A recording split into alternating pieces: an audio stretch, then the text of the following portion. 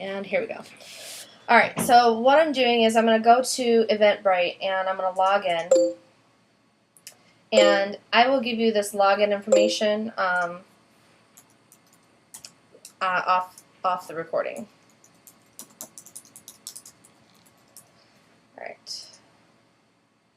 And Eventbrite is cool because it allows you to create.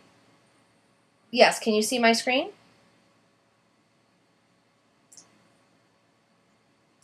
Do you see a GoToMeeting? Got it. Cool. Okay, so I went ahead and logged into Eventbrite. And the cool thing about this is you can create as many events as you want. Anytime, the only time they charge you is when an event has a cost to it. So if your event is $10 a ticket, then they charge you a percentage of that ticket. 99 cents per ticket plus, I think it's 2.5% or something like that. So whatever the amount of the tickets is, you get charged. If you're creating a free event, it doesn't cost anything. Eventbrite is free. So we're going to start by creating a new event. Excuse me. Sorry. All right. So I'm going to click Create New Event.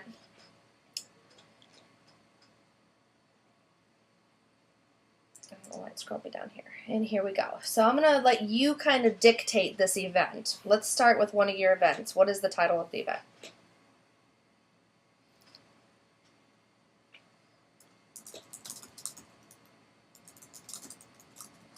Like that? Number 4.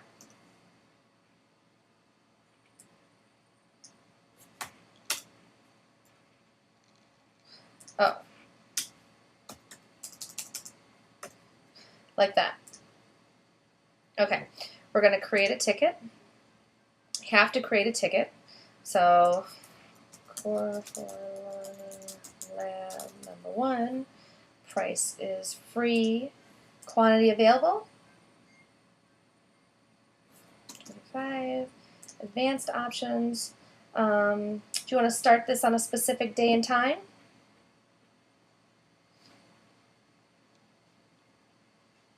Yeah, we should, for the example, we should start at least a specific day and time.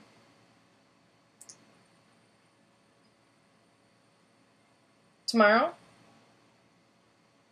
Well, this is basically when ticket sales open and when they close. So what I mean by start sales is when do you want to make this live and when do you want to close it so that nobody else can register because you're starting it. So it should open, let's say today, and it should close. Okay, so let's open it today at 1 p.m. And when is the date of the event?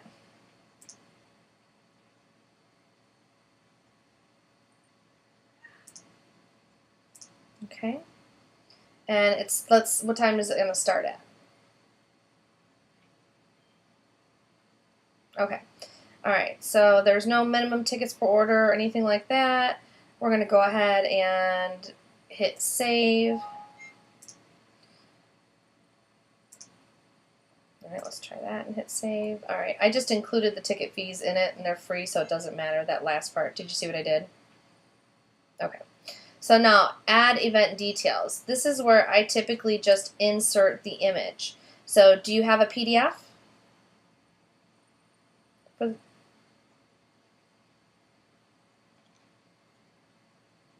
Okay, do you want to just give me an event description?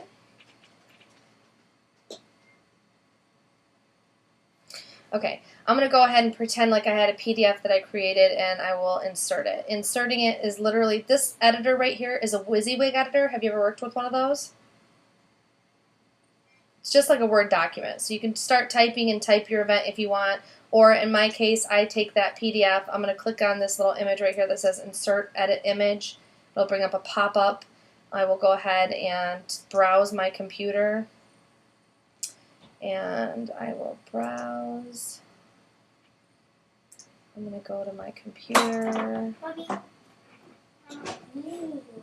going to go to Mark. New blog. And we're going to take the leap to iPad. Upload. I'm going to choose it. and I'm going to go ahead and insert it. Now when I insert it, I know that this is going to be too big because it's going to expand on the page. It's going to be too big of an image. So I'm going to double click on this image, or actually I'm going to right click on it and choose Insert Edit Image, and I'm going to tell it that under Appearance that I want it to be 600 width. And if I just delete this, I'll see how it just already changed it from, it was 992 and it changed it to 778. It automatically is going to constrain the properties, and I'm going to go ahead and update. I hit OK. Yeah, yep. See how it fits in this window perfectly? I already know by the first event that I created that 600 is the width that I need. So that's going to be your width. So if you just change it to 600 width and whatever the length is, it'll constrain it and make it perfect, and you'll be fine. So now we're going to go down to the bottom. We're going to choose, a color scheme that we want. I personally like rain, but let's say, we can pick anyone. Which one appeals to you? Cool. We'll pick rain. This event is public and will be listed in the Eventbrite directory and search engines. You can take that off by putting this event as private if you'd like. Select the categories. I usually will pick business, and then you can pick anything that you want in here. You don't have to pick a second category. Technically, is it a real estate event? Okay. The one that you want to do is just business. Okay, yeah, workshops. You can do workshops as a secondary. Classes, workshops. So, real estate, realtor. Put some tags in there for somebody that might be searching for something like that. Let's see. Additional options, show the number of tickets. No. Show well, yeah, we can show them out that are left. That's good. Show the attendee list. These are other people that are attending. Do you want to show that? Okay. Include first name, last name. We'll leave all. Just that. We don't need their personal information. Show custom header and footer. This is if you want to put something special in the top.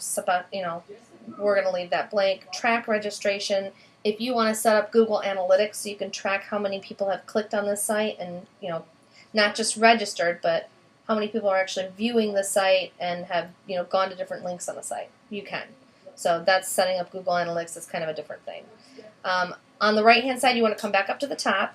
You want to go upload the logo for your event. If you have a logo, I don't, really see a need to do that right now. You could use Mark's logo. You could use the company sponsor logo. Literally the same thing as this picture. You're going to browse and upload if you really want that to be there. I left it blank with the last one. When does the event start? You said July 13th at noon. So we're going to say 12 p.m. When does the event end? July, is it an hour event, 2-hour event? 3 hours, so we're going to say 3 p.m. Time zone, it's already set to Arizona. If it's a repeating event, you can hit repeat, and then you can say every week, however, on Wednesday if you want. If it's not event repeating, you can uncheck that. Location, is this an online?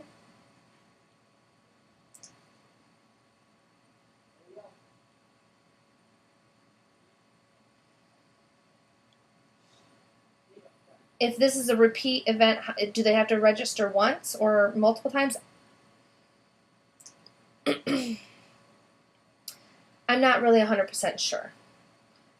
We'd have to test that to see if that, we'd have to test it. So do you want me to check it on and we can test it? Okay. Location, is this an online event? Okay, so where is it located at? Are you First American Title? Well, I can add your office right now if you want. Okay, create a new location. What's the name of the location?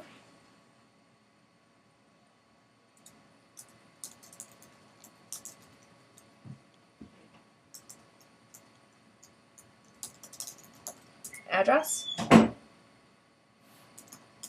Mm-hmm.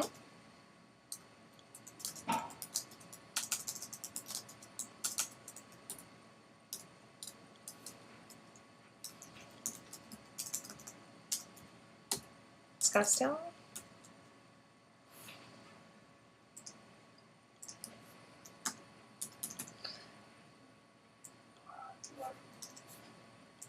Okay.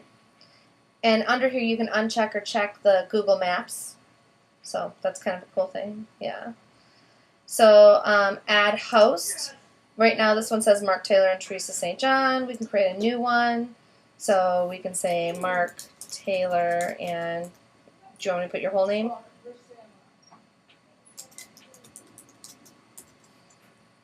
Let me take, okay. All right. And we can apply. And so, okay. So let's go back up here and double check everything. We have the title, we have the ticket, we have the event details. We're skipping the logo. We have the when, start and end, time zone. We have the where. Scrolling down, we have the host. We have picked the colors. We've set the privacy. We've set the additional options. We're going to go ahead and save and publish.